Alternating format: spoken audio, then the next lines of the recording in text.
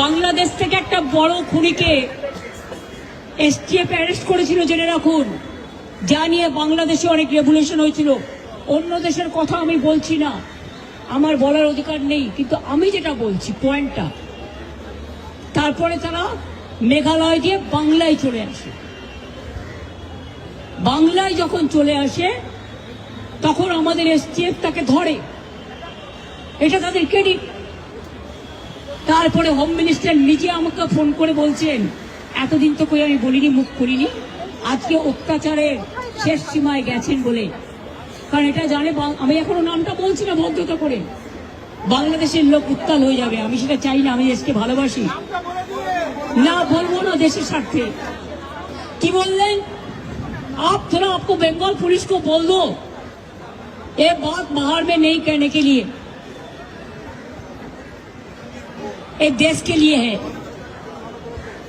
কাকে দিয়ে খুন করিয়েছিলেন, কার কার নাম বেরিয়েছিল? আজ গভর্নমেন্ট চেঞ্জ হলেও মনে রাখবেন, আমি তো সবটাই জানি।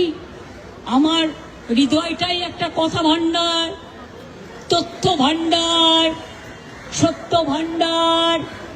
আমি তো সম্পদের ভয়ে কর্মীদের জলে ভাসিয়ে দিয়ে দল ছেড়ে চলে যাব না।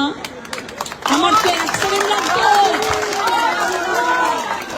আমাকে তো কতবার বলেছে क्या चाहिए, हर कुछ कर देंगे अगर आप हमको मदद करेंगे तो। শুনুন, আমাদের পার্টির একটা নীতি আছে, আদর্শ আছে, দর্শন আছে। আজকে আমার দুঃখ একটাই, যাদের জন্য সারা জীবন করেছি তারা আজকে গদ্দারের সাথে লাইন করছে। তোমার এলাকায় যখন বাড়ি ভাঙে 7,000 লোক, আমি নিজে ফোন করে তোমাদের যেতে বলি, তোমরা যাচ্ছ না। দাঁড়াও ভাই, একটু চুপ করো। আমি আপনাদের বলি,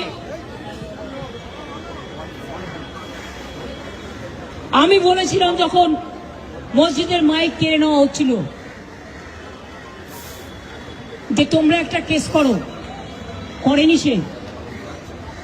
বকরিদের ব্যাপার নিয়ে আখরুজ্জামানকে দিয়ে মহুয়া মৈত্র কেস করলেন, আমাদের তৃণমূল কংগ্রেসের এমপি।